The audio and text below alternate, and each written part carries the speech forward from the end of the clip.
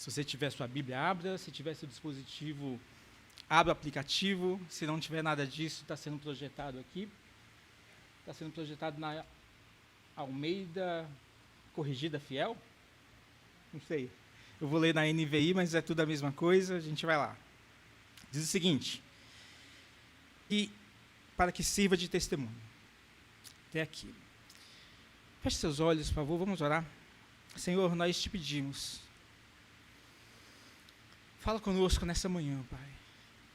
Espírito Santo de Deus, o Senhor conhece as nossas carências, as nossas deficiências, os nossos defeitos, as nossas sedes, aquilo que a gente precisa receber do Senhor nessa manhã.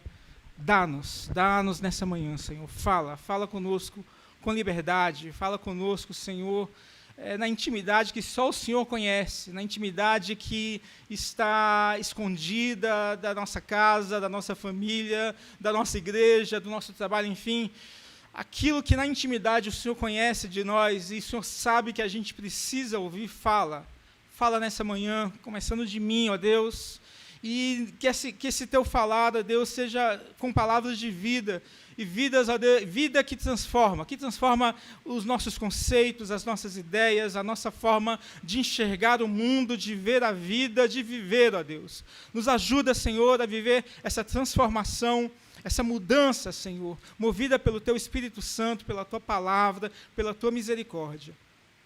Guia esse momento, Deus, guia este momento, eu te peço. Guia este momento, em nome de Jesus. Amém. Esse texto é um texto muito conhecido, né, que fala desse milagre que Jesus operou. Logo depois do Sermão do Monte, ou Sermão da Montanha, como você conhece, depois de falar tantas sabedorias, assim, coisas que estavam além do bom senso, né? Às vezes as pessoas, a humanidade, as pessoas, enfim, elas são guiadas pelo bom senso. E a gente vê que no Sermão da Montanha ali, Jesus foi além do bom senso, mostrando realidades, verdades, ensinando verdades que estão além do bom senso. E foram palavras que deixaram todos maravilhados. E todos ficaram assim, boquiabertos, espantados, com tanta sabedoria, com tanta propriedade, com tanta autoridade saindo da boca de Jesus.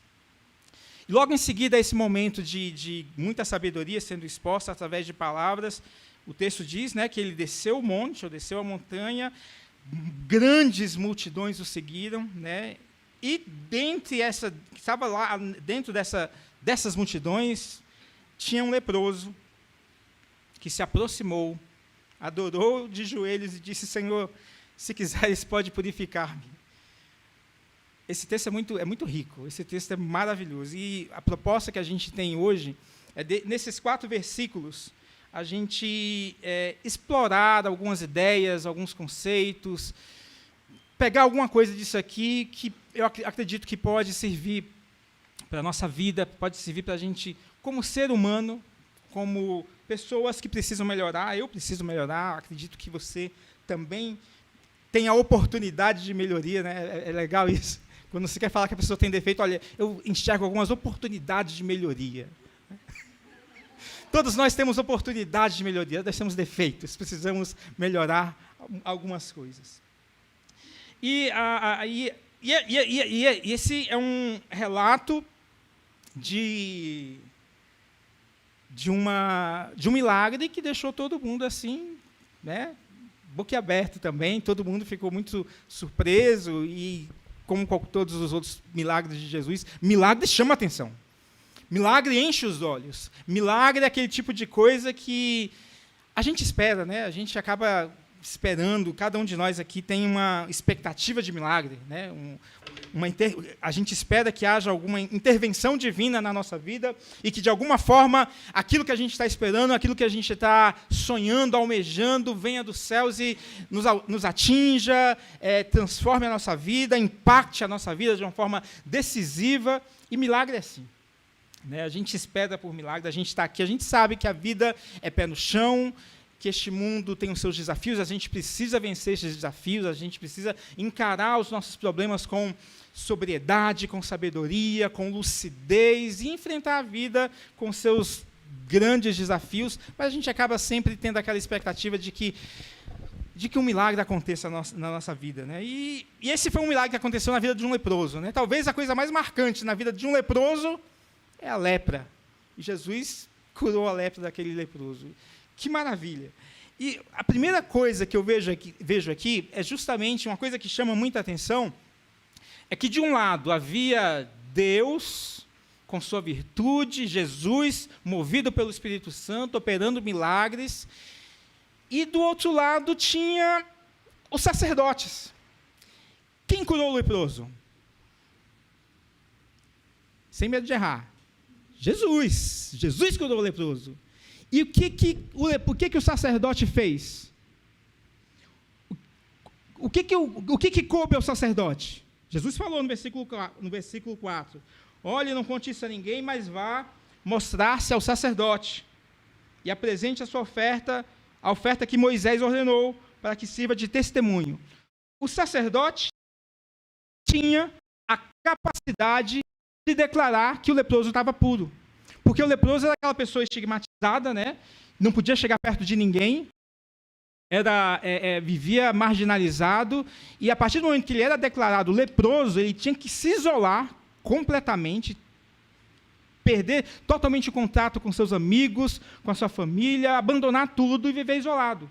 Para que ele para que ele pudesse retornar ao convívio, digamos assim, normal, ele precisava se apresentar ao sacerdote, e o sacerdote ia e declarava: não, olha, você foi curado, você pode retomar a sua vida normal, né? A gente sabe, você sabe disso, que o que é tratado aqui na Bíblia como lepra não é só aquela lepra hanseníase que a gente tem conhecimento hoje, mas naquela época, como o conhecimento científico era muito mais escasso, era considerado lepra toda doença que tivesse algum tipo de manifestação na pele, né? Se ficasse com a pele branca, vermelha, rosada, com sarampo, era lepra.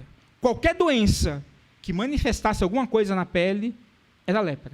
Então, tem todo um contexto aí que não convém a gente falar agora, porque senão vai perder muito, não vai perder muito tempo, vai levar muito tempo.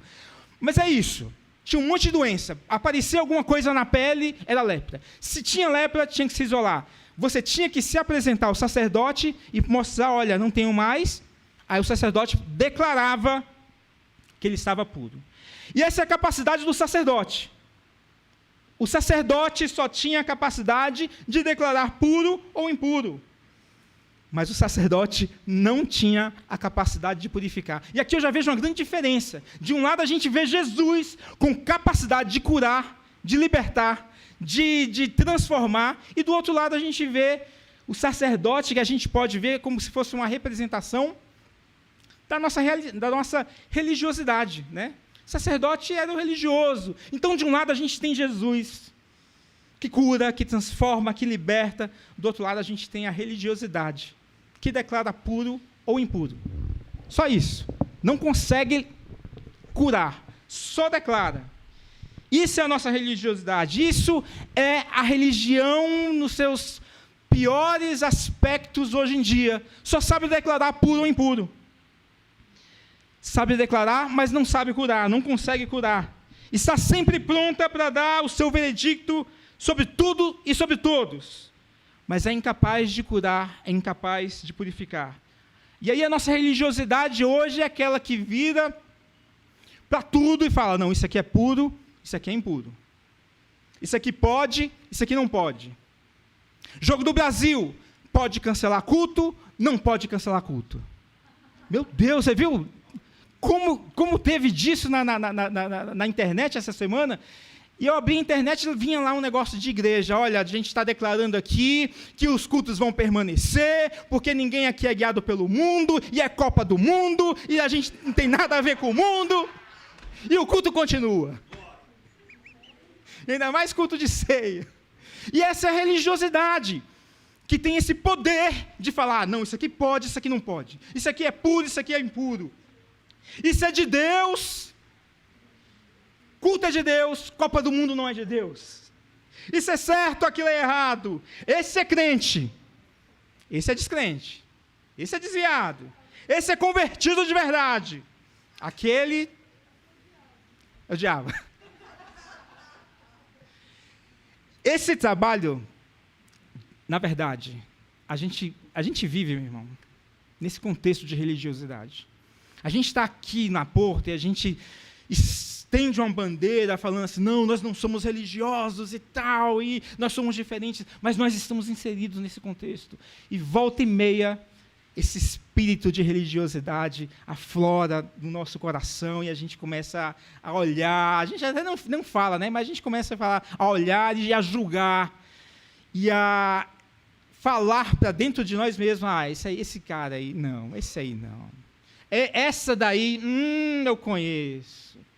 Eu sei bem. Esse sim, aquele não. Esse é crente, aquele não é. Religiosidade, meu irmão.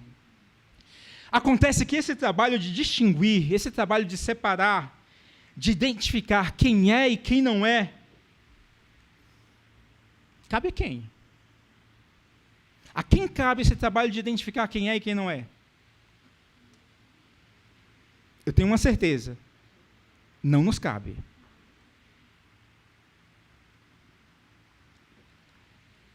Essa função de dizer quem é e quem não é, quem é santo e quem não é, quem é pecador e quem é consagrado, não cabe a gente. Esse negócio de dizer quem tem vida no altar ou quem não tem vida no altar, esse negócio de dizer quem é de Deus e quem não é de Deus, esse negócio de dizer quem está arrependido e quem não está arrependido, isso não nos cabe. Se lembra daquela parábola do joio e do trigo? Qual que era o cerne dessa parábola, que todo mundo conhece? Essa parábola diz o seguinte, olha, o reino de Deus ele é feito de joio e de trigo, crescendo juntos. Joio e trigo, crescendo juntos. E o que essa parábola fala? O que a lição dessa parábola fala? Joio você sabe, né? Joio é aquela erva daninha que cresce junto com o trigo, e no reino de Deus, a erva daninha cresce junto com o trigo. A erva daninha cresce com aquilo que dá fruto. A erva daninha cresce com aquilo que é bom. Aquilo que é ruim, junto com aquilo que é bom. E reino de Deus é isso, joio e trigo crescendo juntos. Não é para separar. Não é para distinguir. Até porque, quem é joio aqui? Meu irmão, pelo que me consta, eu posso ser joio. Porque a gente, na nossa religiosidade, a gente sempre fala assim, não, tenho joio e trigo, eu vou me segurar para não separar o joio do trigo, mas eu conheço joios, eu sei quem é joio aqui. Mas, meu irmão, quem disse que você não é joio? Quem disse que eu não sou joio? Me permitam uma alegoria aqui absurda. Quem disse que Myron não é joio?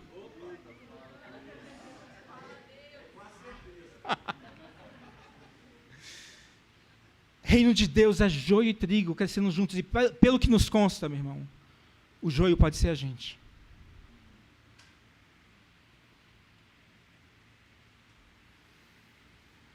E essa questão do reino de Deus, de não separar joio de trigo, é simplesmente um ato de misericórdia divina. É Deus continuando, tentando na nossa vida.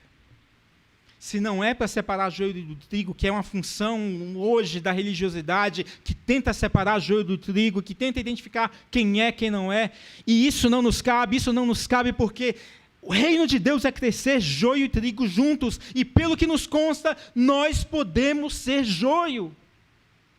E eu digo até mais, se na nossa visão interna, se na nossa avaliação, não tiver uma visão de nós sermos joio, alguma coisa está errada. Se na nossa avaliação a gente só se enxerga como trigo, tem algo errado, meu irmão. Se você olha para você hoje, num culto de ceia, e fala assim, eu estou bem, eu estou excelente, eu estou maravilhoso, eu posso participar da ceia, e está tudo ótimo porque eu sou trigo. Alguma coisa está errada contigo. Tem alguma coisa errada comigo quando eu penso assim. Porque ninguém é totalmente bom, ninguém é totalmente santo, ninguém é totalmente mal também. A humanidade é isso, essa mistura. Na verdade, eu creio que é essa parábola do joio e do trigo vai até um pouquinho além. Na verdade, ele mostra para a gente que o ser humano, dentro de si, tem joio e trigo. Dentro de cada um de nós tem erva daninha crescendo e tem trigo crescendo também. Ah, Daniel, mas a gente tem a palavra e pelos atos da pessoa, a gente consegue identificar. Não, a gente consegue sim. Consegue nada. Não consegue identificar. Você pode até criar a expectativa de que aquele coração é convertido e que um coração convertido deve fazer isso, deve fazer aquilo, mas ninguém conhece as limitações, sabe?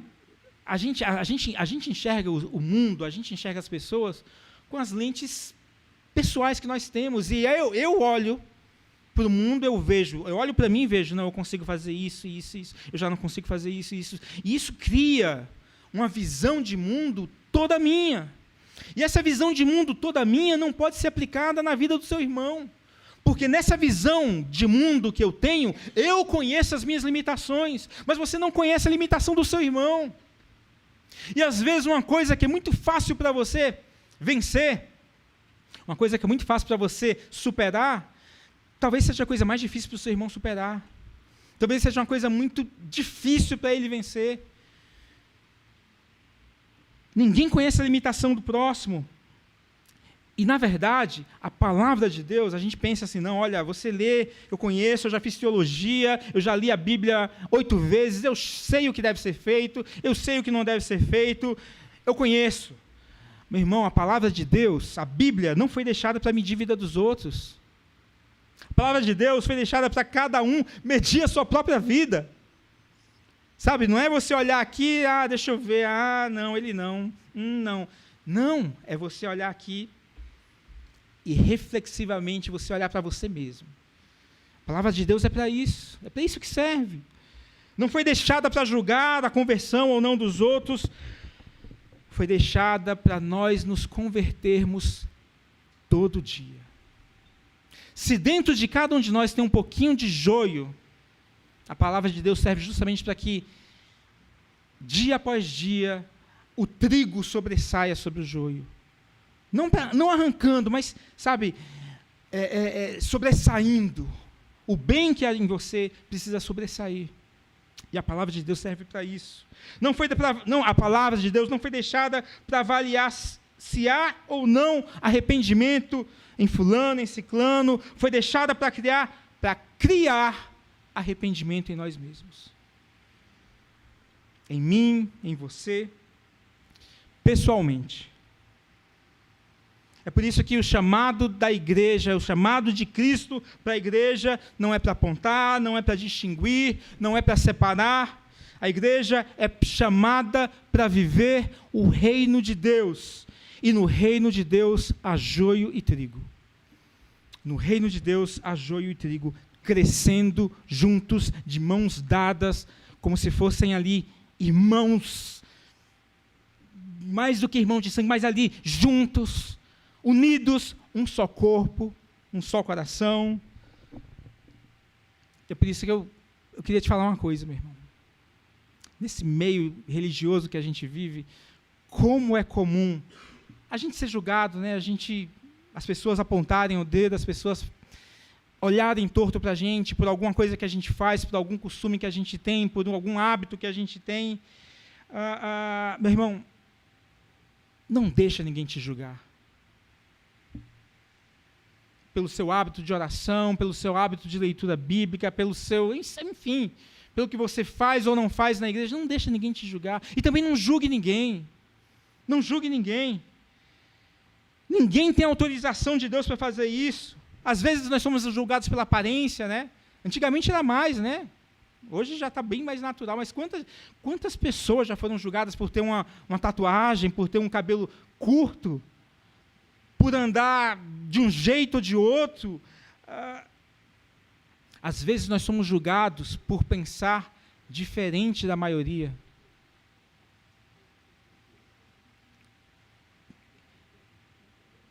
Sabe, a maioria pensa do mesmo jeito, daquele jeitinho. E aí a gente A gente vai no ritmo, né? Vai até no embalo. Até dar uma dica aqui. Quer ver como é que isso acontece? Por exemplo, pregação também é cultura de louvor. Às vezes a gente está cantando um louvor aqui, aí o pessoal começa a bater palma. Você sabia que até para bater palma tem um ritmo certo? É sério. É sério. Quando o baterista bate na caixa, pá, pá, já viu? Pá, pá, pá, pá. Esse é o ritmo da palma. Na batida da caixa, você tem que bater palma. Pá, pá, pá, pá, pá. E às vezes a caixa está lá, você que sabe disso, a caixa está lá no pá, pá, pá. Aí o irmão começa a bater fora do compasso. Do compasso não, fora do... Começa a bater palma no contratempo. Está aqui, aí quando ele faz aqui, aí irmãozinho... Aí a igreja toda vai. Aí você, meu Deus, o que eu faço? Eu vou seguir a bateria ou vou irmãozinho? Está todo mundo seguindo irmãozinho. Eu vou com o irmãozinho. Mas está errado. Viu? É cultura. Quando você vê aqui o hit batendo na caixa, caixa é aquele negócio que está... Está na frente dele, está assim, ó. Pá, pá, pá. E nessa batida. Pá, pá, pá. Amém? Aprenderam? Ok? É... Todo mundo no tempo. A vida é desse jeito. Às vezes está todo mundo pensando diferente de você. E você tem medo de seguir a sua convicção. Porque se você seguir a sua convicção, você vai ser julgado. Vão olhar torto para você, ainda que você esteja certo. Ainda que você esteja correto. E quantas vezes a gente tem medo, né, de na igreja, ou na família, ou em casa, seguir aquilo que você sabe que é certo, por medo de ser julgado, né? Esse contexto de, na religião, na religiosidade, a gente está muito ligado ao julgamento, ele precisa acabar, porque esse tipo de postura, ele inibe o crescimento das pessoas, inibe o crescimento do reino de Deus, inibe o crescimento da igreja. Mas somos julgados, às vezes somos julgados porque não entendemos, não atendemos às expectativas que foram criadas a nosso respeito, né? As pessoas criam expectativas em relação a gente, e a gente julga quem não atende às expectativas. Às vezes somos julgados porque não nos encaixamos nos padrões, às vezes somos julgados por algo negativo que aconteceu na nossa história. Isso dói, isso machuca, isso cria feridas. Mas olha, nada disso define a sua vida com Deus. Nada disso define a sua vida com Deus. Só Deus conhece o seu coração, só Deus conhece o meu coração, o nosso coração, só Deus sabe... Eu ia falar um negócio aqui, mas eu vou falar, porque eu já vi, acho que jogador de futebol falando isso num tom assim muito difícil. Mas só Deus sabe o quanto é difícil ser você. Já vi algum jogador de futebol falando assim, é difícil sou eu. Não tem, meu Deus. Mas é isso, Deus sabe como é difícil, porque você sabe, e Deus sabe, as suas limitações. E às vezes você dá lá o seu melhor, o seu máximo, você se empenha, você se esforça, mas como na visão do outro, isso para ele tira de letra, aquilo que para você é um esforço enorme, mas para ele é tranquilo, ele tira de letra, ele vai olhar para você e falar assim, não, olha, é tranquilo, você não está se esforçando o suficiente, meu irmão. É questão de amor, é questão de se colocar no lugar do outro, é questão de parar de julgar, é questão de tentar, de parar, de tentar tirar o joio do nosso meio, é questão de respeito uns com os outros. E a religiosidade hoje, como era naquela época também, é um ato de violência contra as pessoas. E quando a gente, às vezes, levanta a bandeira que não, nós precisamos vencer a religiosidade, não é porque a gente quer ser diferente dos outros, não, é porque a religiosidade, com toda a sua carga negativa, é um ato de violência contra as pessoas.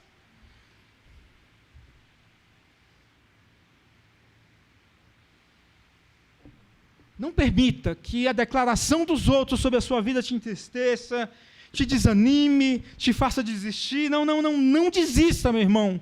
Não desista. Eu sei que é difícil, mas vamos junto. Vamos juntos. Eu sei que é muito mais difícil essa vida, mas vamos juntos. Vida com autenticidade. Ser quem você é. Viver os seus valores. Viver aquilo que você acredita.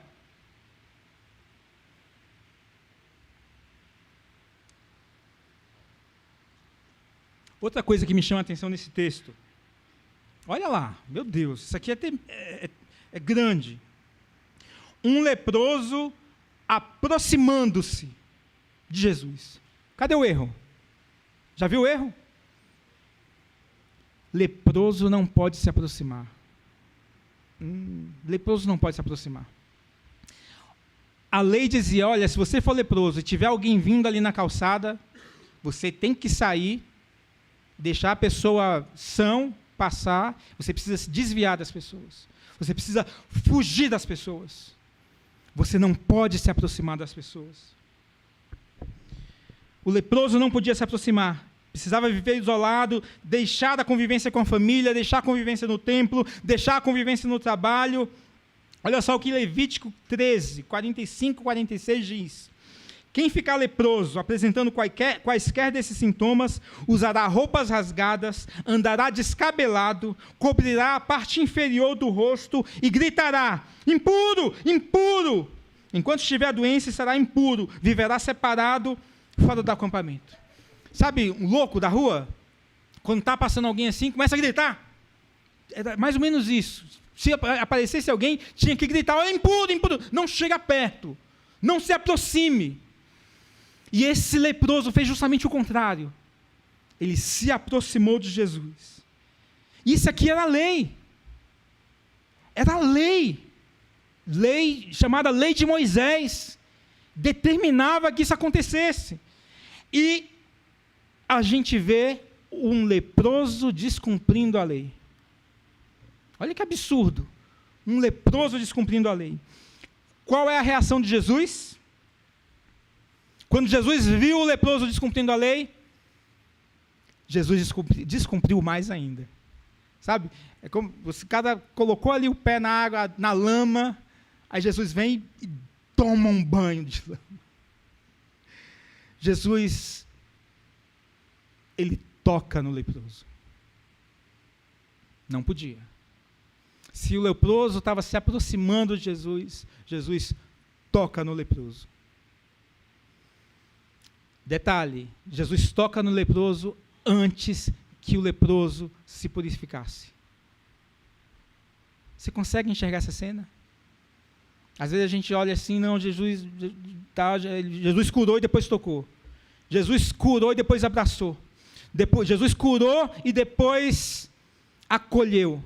Não. Jesus tocou, Jesus acolheu antes da cura. Jesus amou aquele leproso antes de qualquer coisa. Antes de curar, antes de purificar, antes de perdoar, antes de saber seu nome, antes de conhecer a sua história, antes de qualquer coisa, Jesus amou aquele leproso. Qual é a sua lepra? Qual é a minha lepra?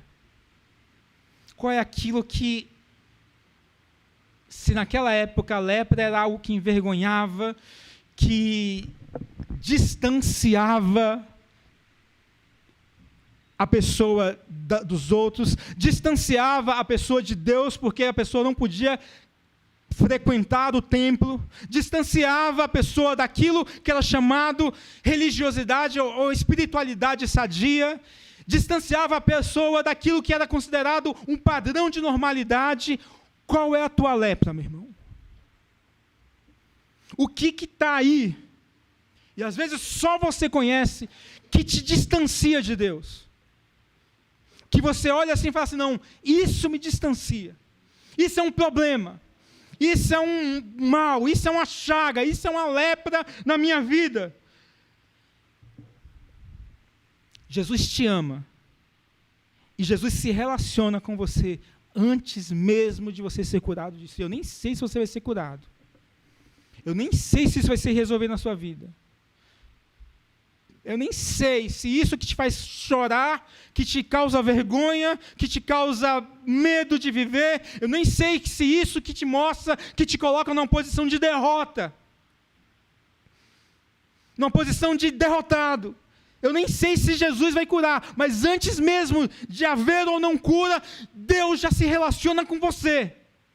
E às vezes a gente fica esperando, não, olha, quando isso acontecer na minha vida, quando eu me libertar disso ou daquilo, aí sim eu vou ter uma vida plena, eu vou ter um relacionamento com Deus de verdade. E a gente fica guardando o grande dia D. A gente fica guardando o grande dia da libertação. Meu irmão, relacionamento com Deus é para hoje, é para agora. E independe da sua lepra.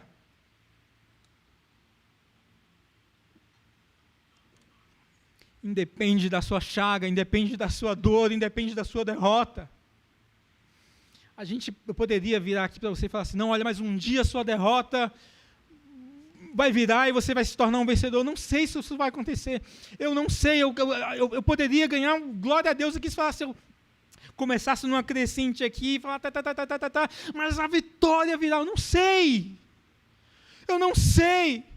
Talvez só na glória, quando a gente estiver com Ele. Mas independente do que você está passando hoje, independente da sua dor, independente da sua doença, independente da sua situação, da sua derrota, Deus pode se relacionar com você agora e já transformar a sua vida numa grande maravilha. Imagina quanto tempo aquele leproso passou sem receber um toque de ninguém, sem ouvir uma voz, uma palavra, uma conversa de qualquer que fosse. E aí, aquele Jesus que foi o centro das atenções, que operou milagres, que falou maravilhas para a multidão, aquele Jesus que estava ali cercado de multidões, o leproso ousou caminhar na sua direção, se aproximar dele. E a gente fica com medo, né? Na nossa miséria, não, sabe, tem coisa que acontece na nossa vida que a gente fala assim, não, agora eu vou me distanciar um pouquinho. Agora eu vou me distanciar um pouquinho, eu vou dar um tempo, eu vou ficar um pouquinho longe, porque nem Deus quer chegar perto de mim. Deus quer. Não importa o que você fez, não importa o que você viveu, não importa a dor que você está sentindo, não importa o sentimento de desprezo e de miséria que esteja envolvida na sua vida e enchendo o seu coração, mesmo assim, Deus está altamente interessado em se aproximar de você, e quando você se aproximar dEle, Ele vai se aproximar de você também, e mais, Ele vai tocar na sua vida. Ele vai te amar mais do que um amor de palavras. Ele vai te amar com ação. E vai conversar com você. E você que de repente, como esse leproso ousou falar, Senhor, se quiseres, posso ser curado. Olha que palavra direta e simples. Quero. A religiosidade pega tudo isso que você está vivendo e te afasta. Não, ó. Se arruma direito, te endireita primeiro, ó, isso não. Mas o Evangelho é o Evangelho que transpassa tudo isso e te coloca frente a frente com o Pai, frente a frente com Deus, independente do que você esteja vivendo. Antes de curar, antes de perdoar, antes de purificar, antes de saber o nome, antes de qualquer coisa, Jesus já ama aquela pessoa, já ama a sua história. Jesus toca na vida daquele leproso, mesmo havendo lepra. E naquele toque, eu fico imaginando o que foi maior. Eu fico imaginando o que foi maior, o maior, digamos assim, milagre na vida daquele leproso. Depois de tantos anos, de tanto tempo, depois de tanto desprezo, depois de tanta miséria, depois de tanta de tanto desprezo, depois de tanta coisa ruim, será que o maior milagre foi ele ser liberto da lepra ou ele ser tocado apesar da lepra?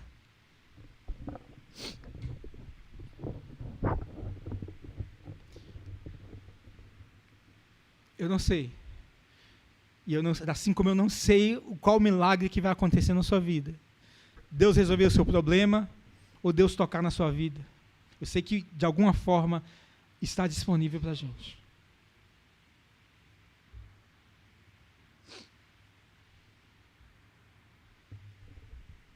Mas como é que pode isso, né? Jesus não veio cumprir a lei? A palavra diz, Jesus veio cumprir a lei. A lei não está dizendo que devia se distanciar? Aquele texto lá de Paulo, né, que diz, a gente conhece em parte, meu irmão. A gente conhece em parte. Nosso conhecimento hoje é parcial, ele é reflexo, ele é borrado, ele é incompleto. Pega o mais top teólogo que você pode pensar, o pastor. Pega aquele cara que você idolatra. Pega o pastor que você idolatra. Pega o teólogo que você idolatra e coloca lá em cima. Mário, você está sendo mais votado. Infelizmente, te colocaram aí no negócio. Pois bem, esse teólogo top, o que ele sabe de Deus é borrado, é reflexo, é sombra, é incompleto, é reflexo apenas. Um dia veremos face a face.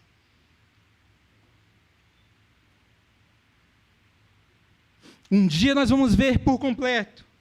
Um dia nós vamos conhecer plenamente. E aí, o final desse texto de Paulo, aos Coríntios, ele fala, mas olha, enquanto a gente não sabe de tudo, enquanto a gente vê por reflexo, enquanto a gente vê borrado, fica aí com esses três. Fica com esses três. A fé, ou fidelidade, a esperança e o amor. E o principal deles, o maior deles, é o amor.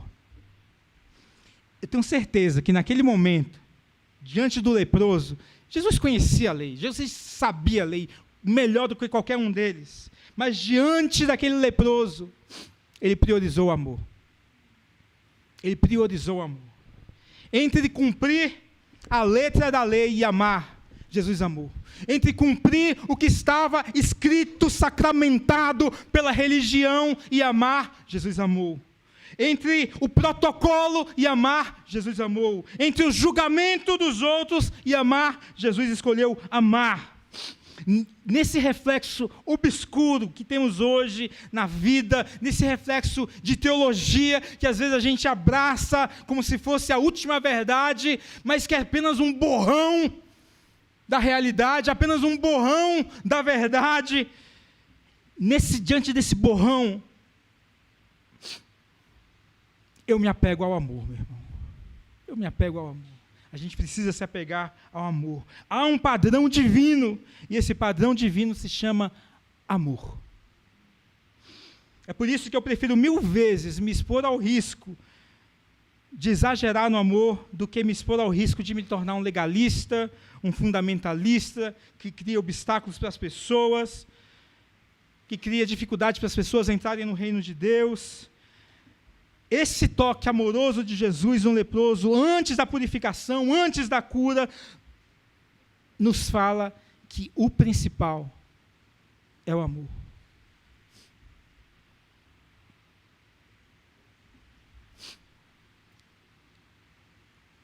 Você consegue se identificar como sendo leproso? Consegue? Consegue, né? Vamos elevar o nível.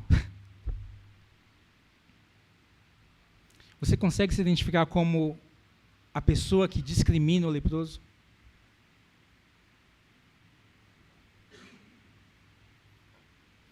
Havia dois tipos de pessoas a serem curadas ali.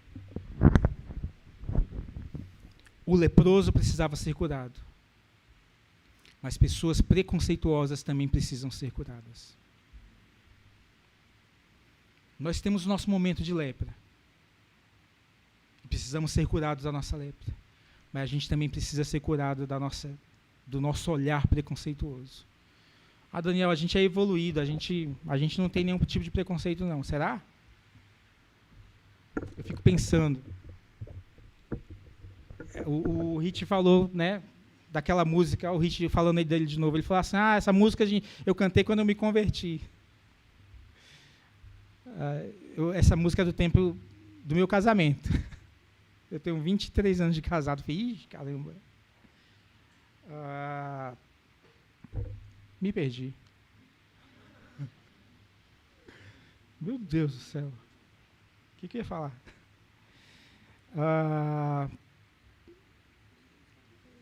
O que eu falei? Sim. Não, naquela época, era muito comum a gente, por exemplo, fazer piada com negros. Olha o absurdo hoje. A gente discriminava, não explicitamente, mas a gente via muito mais do que hoje. Hoje ainda existe. Era como se fossem pessoas leprosas. Né? Meu irmão, eu nasci em Brasília, mas todo mundo que olha para mim fala, cara, você tem os 2 pés no Nordeste. Tenho mesmo, eu sou filho de cearense. Como eu sofri na minha adolescência. O pessoal me chamava de, como é que é? Ô Ceará. É isso! Ô cabeça chata! Meu irmão, isso é piada, né? Só eles riam. Só eles riam. Eu não ria. Acabava comigo. Eu vim me curar disso, deve ter uns 5 anos no máximo, quando eu comecei a ter orgulho das minhas raízes nordestinas.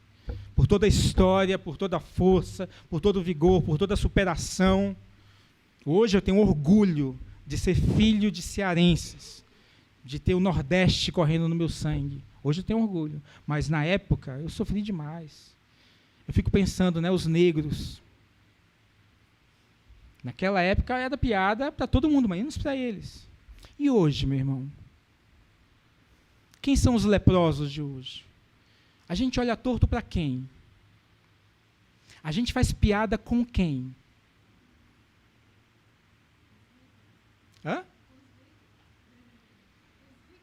Os Vink?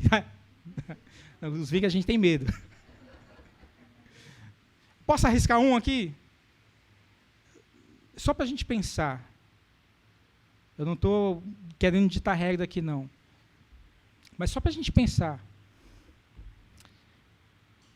Já percebeu como a gente tem facilidade hoje de fazer piada com homossexual? Aí eu fico perguntando, será que os homossexuais se sentem à vontade no nosso meio? Sente, a gente é de boa, a gente é para frente, a gente é moderno. Mas a gente ainda faz piada com eles. Como é que eles se sentem? A gente trata como leprosos, como os diferentes. Isso não é normal, gente. Isso não é normal. Do mesmo jeito que hoje a gente tem consciência de que falar mal de nordestino, falar mal, xingar e humilhar e, enfim, fazer piada com a cor da pele das pessoas, tem tantas outras coisas que a gente precisa rever. E mais, e os leprosos que não são assim pelo estigma social, mas leprosos que a gente trata diferente por um contexto familiar, por um contexto no trabalho, por um contexto de igreja, e a gente olha torto, e a gente não trata do mesmo jeito, e a gente evita, e a gente mascara uma indiferença, mas há indiferença. Esse texto, ele mostra para a gente que Deus se importa com o leproso. E esse texto é ilustrativo também para mostrar que Deus se importa com quem discrimina o leproso e quer que quem discrimina o leproso seja curado também. E se existe algum resquício de discriminação no nosso meio, meu irmão, eu tenho certeza absoluta, você pode até não aceitar, mas não pode haver discriminação, não pode haver tratamento diferente, porque isso é ato de violência, isso machuca as pessoas, isso fere o coração, isso fere sentimentos.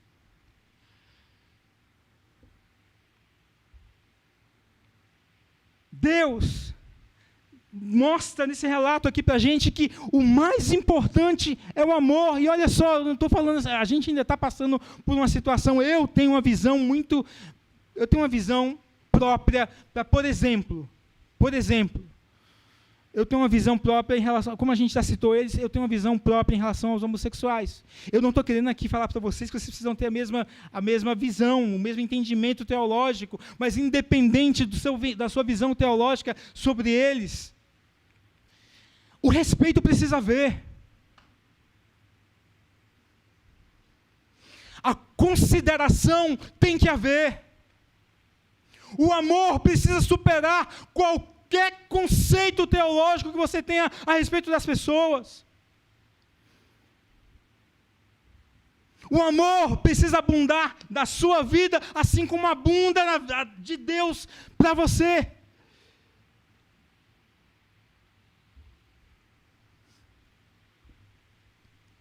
E a gente está aqui diante de um banquete, né, de uma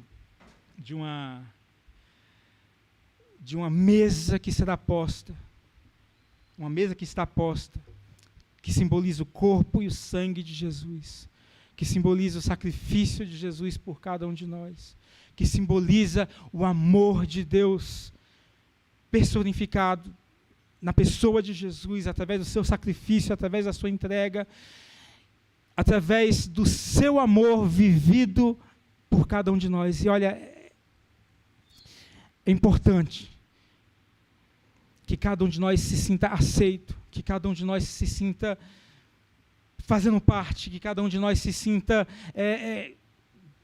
como aquele leproso. Você vem, Senhor, podes me curar? Se quiseres, podes me curar. E Jesus vira e fala, eu quero. Jesus, se quiseres, eu posso fazer parte da sua mesa. Jesus vira para você e fala, eu quero. Faça parte, participe do meu corpo, participe do meu sangue, participe da minha presença, participe do meu amor, seja parte do meu corpo. E isso independente, meu irmão, independente do seu nível de maturidade, isso independente do seu nível de entendimento, é um chamado para todos, é igual a uma relação entre pais e filhos.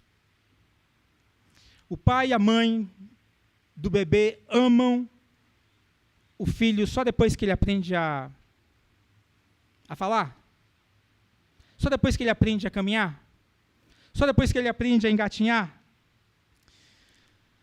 O amor de Deus se manifesta na nossa vida, assim como se manifesta. Eu vejo como um reflexo do amor de Deus, o amor de pai e de mãe. Antes de qualquer coisa, o pai e mãe simplesmente amam. Simplesmente amam. Não é porque ele anda, não é porque ele fala, não é porque ele pula, não é porque ele brinca, simplesmente por ser filho.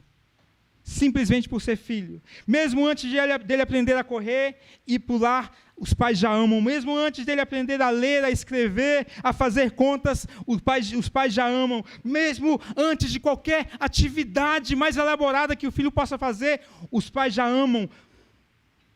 Mas cada uma dessas etapas são importantes. Não é porque ele ama, independente de andar ou não, que ele não vai se alegrar quando ele anda, quando ele aprende alguma coisa. E se a criança, por algum motivo, por algum problema, não consegue andar ou tem alguma deficiência, ele vai ser menos amado?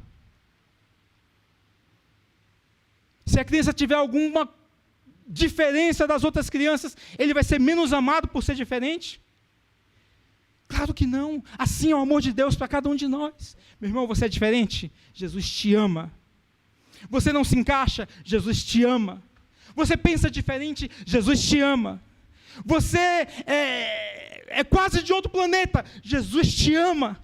E da mesma forma, tem que ser o nosso amor em relação às outras pessoas também. O diferente, o que não se encaixa, o que é totalmente outro, precisa ser abraçado, acolhido, amado. E ao participar dessa ceia,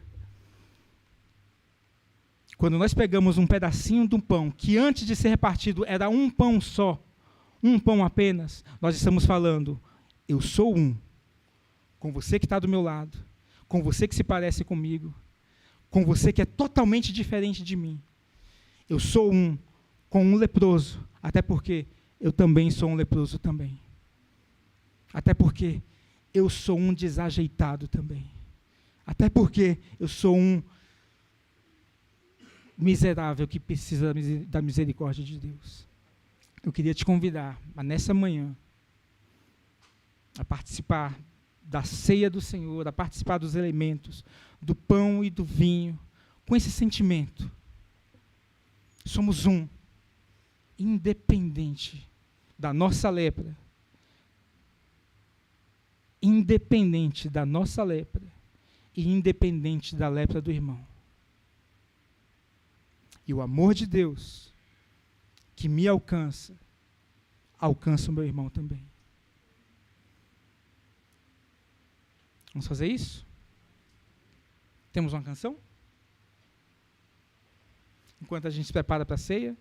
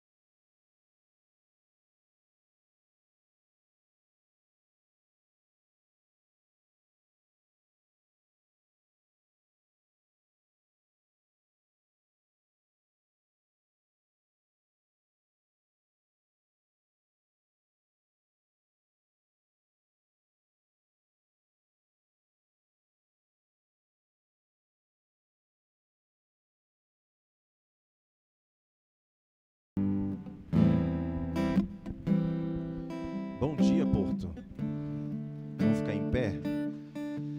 Queria convidar 4 pessoas para nos ajudar aqui, servir a ceia, que a gente chama a mesa do Senhor.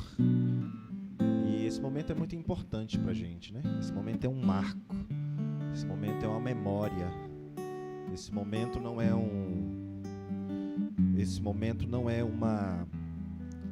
evento, né? Não é uma data, não é uma cerimônia, mas é uma memória. E a memória que a gente tem é justamente aquilo que foi a proposta de Jesus, né? Que somos acolhidos. E a ideia, gostei muito dessa fala do Daniel, a ideia do acolhimento precede a situação. E às vezes a gente encontra isso em tantos lugares, né?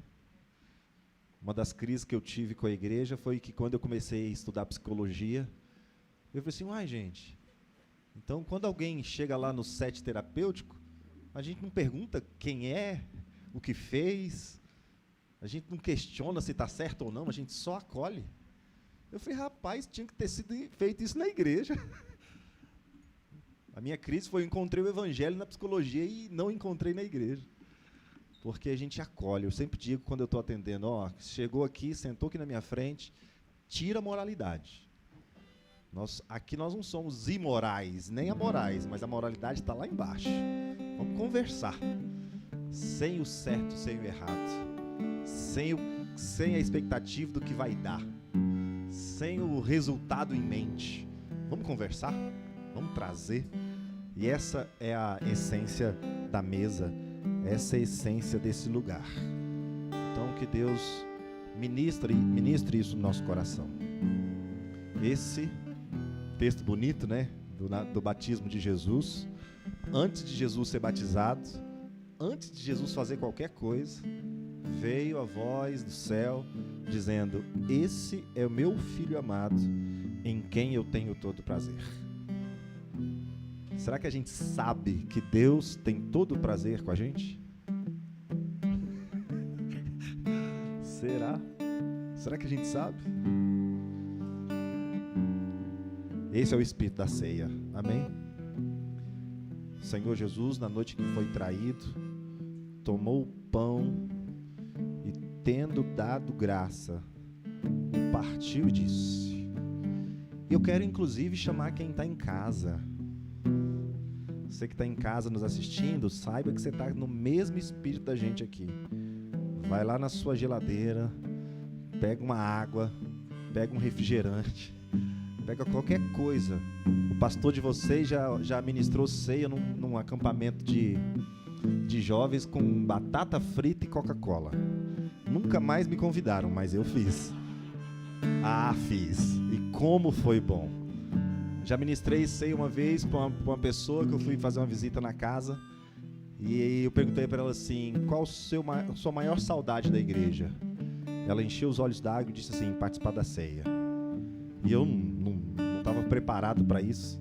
Eu falei assim, você tem o que aí para a gente participar da ceia? Ela falou assim, não tem nada. Eu falei, mas o que você tem na sua casa? E ela estava numa miséria tão grande, que ela falou assim, pastor, eu só tenho água e bolacha Graham Cracker. Eu falei, então vai lá buscar. E a gente participou com bolacha, Graham Cracker e água. Porque não é o elemento, é o espírito. Não é o elemento, é a memória. Então isso aqui poderia estar sendo com pedra de tijolo. Poderia ser com água, com coca, com qualquer coisa. O elemento não é mais importante do que a memória. Então quem está em casa aí, pega um punhadinho de arroz que você tiver. O que tiver para comer, um cuscuz, um ovo do café da manhã. E vamos participar juntos. Mas o Espírito é que a gente é acolhido. Amém? O Espírito da ceia é que a gente faz parte de um lugar. Participamos do pão juntos, lembrando que Jesus partiu a vida com a gente.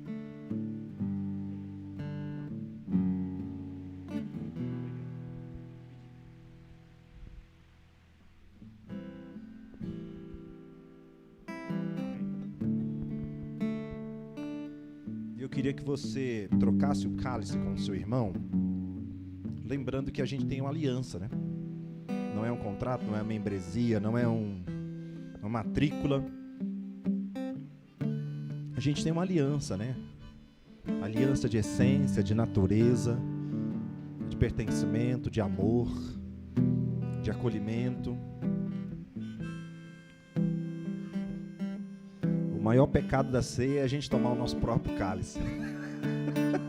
Isso a gente tem que trocar. Eu queria partir o pão, mas a gente troca o cálice. A gente partiu. Vamos participar juntos? Essa é a aliança que há no corpo e no sangue de Jesus.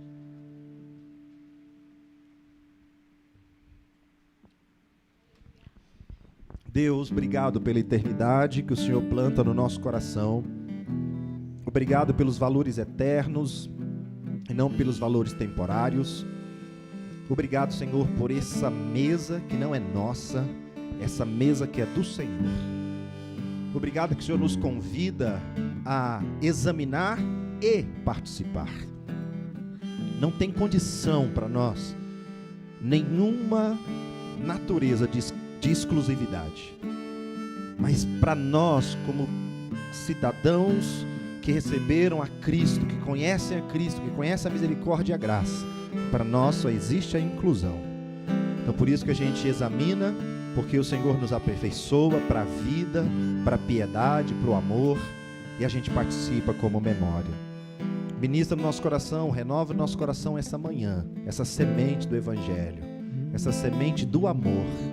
Tira de nós, Senhor, essa erva daninha, cada vez mais, arranca, Senhor, vá murchando, vá, ó Deus, ó Pai, esganando essa semente daninha da religião, do aprovado, reprovado, do certo e errado, ó Deus, do inferno e céu, mas prega em nós, cada vez mais, essa semente do trigo que cresce, floresce, amadurece e gera fruto e alimento para muita gente. Obrigado, Senhor, por essa manhã. Obrigado por esse momento. Obrigado por quem está no nosso lado. Obrigado, Senhor, por esse dia, essa manhã que o Senhor nos dá aqui sempre para a gente se renovar no Senhor. Obrigado mesmo, Pai. O nosso coração se rende ao Senhor, no nome de Jesus. Amém. As crianças, não. Cadê as criancinhas? As crianças vão participar da ceia agora. Que bonitinho.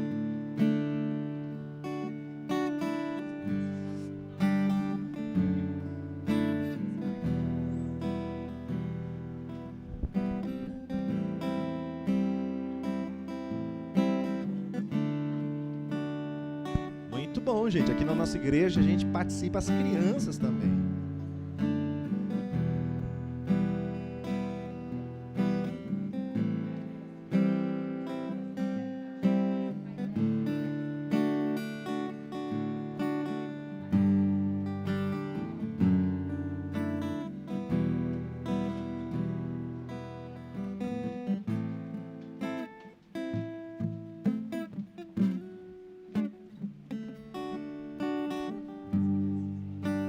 Que legal, gente. Tá brotando gente aí.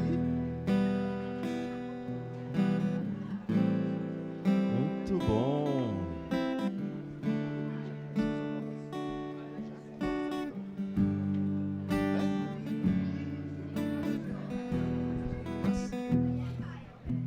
Amém. Ah, não. Tirou. Gente, não exclui a menina, não.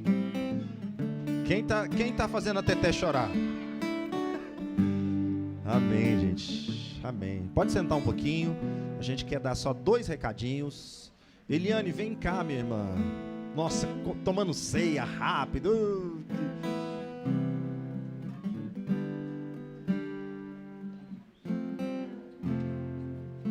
Despedir. Quem está nos assistindo aí, obrigado. Deus abençoe você, viu? Até domingo que vem. Vai ter transmissão todo domingo agora. Quem diz amém? Ah, moleque. Hoje, devido à Copa, foi só para 180 países. Foi um número menor. Bom dia, igreja.